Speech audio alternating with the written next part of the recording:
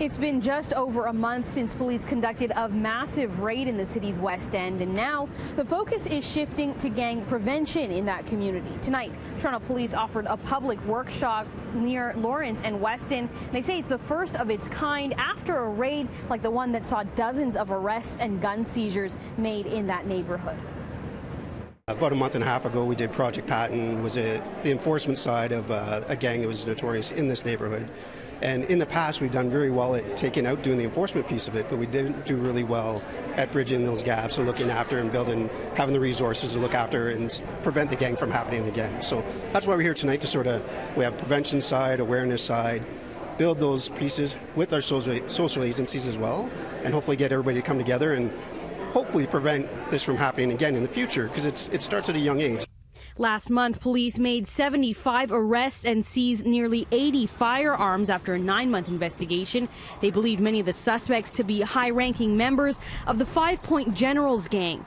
At a public meeting tonight, police offered insight into some of the risk factors and warning signs community members could be on the lookout for, and offered resources to help young people who may be at risk of falling into gangs.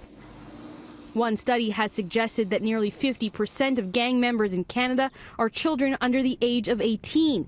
And Toronto Police suggest gang influence can begin on those as young as age 6. That's why they say it's mentors and community leaders who can make the difference in ensuring youth have the tools to choose another path. Our target audience for this, it's not the gang members themselves. I mean, it's fantastic if they see any of the material and they can associate or resonate with it, but it's really for the parents, it's for the families, it's for teachers, for caregivers, for any adult in that person's lifestyle, even an older brother or sister that can recognize some of these risk factors now that they're laid out for them and say, hey, I'm actually concerned.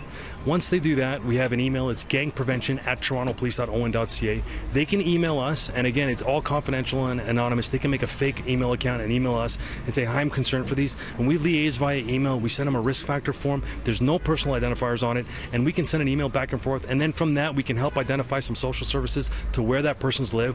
We go off of a postal code, so it's not even an exact area. Detective Constable Ron Chinzer with the Integrated Gang Prevention Task Force says one of the best incentives to making sure teens stay out of gangs is increasing their job prospects, and that means ensuring youth have access to education and employable skills.